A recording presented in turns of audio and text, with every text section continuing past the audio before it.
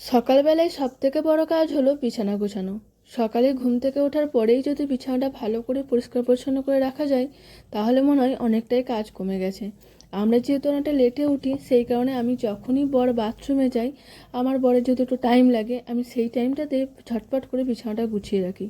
কেননা আমরা দেরিতে উঠি তো, কেউ হঠাৎ করে লোকজন চলে এলে তখন আর লজ্জা লাগে না যে এ বাবা বিছানাটা এখনও নোংরা হয়ে আছে, এইটা মনে হয় না। সেই কারণে ও যখন বাথরুম যায় আমি তখনই ঝটপট করে বিছানাটা গুছিয়ে নিই। আর একটা কথা কি জানো তো, আমার বড়ও এই বিছানাতে না, নোংরা বিছানায় বসে চা খেতে একদম পছন্দ করে না। যেহেতু আমাদের চা খাওয়াটা বিছানার মধ্যে বসেই টিভি দেখতে দেখতে খাওয়া হয়, সেই কারণে কী হতো, ওই দিতেও কেমন একটা খারাপ লাগে। তাই ও যখন বাথরুম চায়, ওর তো বাথরুমটা টাইম লাগে, সেই টাইমটাতে আমি বিছানাটা গুছিয়ে নিই। আর আমি যখনই বিছানা গোছাই না কেন, আমি তলাকারের লেপটাকে একটু ভালো করে ঝেড়ে নিই। তাতে কি এত চা নোংরা থাকে বা পিঁপড়ে থাকে, সেগুলো না পড়ে যায়। তারপরে বিছানার চাদরটা পাতি। তো এইভাবে আমি ঘরটাকে সুন্দরভাবে গুছিয়ে রাখি। আর ঘরটা গোছানো হয়ে গেলে তারপর আমি যাই অন্য কাজ করতে।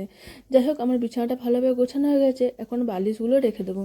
জানো তো, আমি না বালিশগুলোর খাটে রাখতে একদম পছন্দ করি না, কিন্তু আমার বরের জন্য আমাকে খাটেই রাখতে হয়। কেননা ও যেহেতু টিভি দেখে বা অনেক সময় শুয়ে শুয়ে থাকে, সেই কারণে আর অন্য জায়গায় রাখি না। তো ভিডিওটা যদি ভালো লাগে অবশ্যই ফলো করে দিও। এখন টাটা।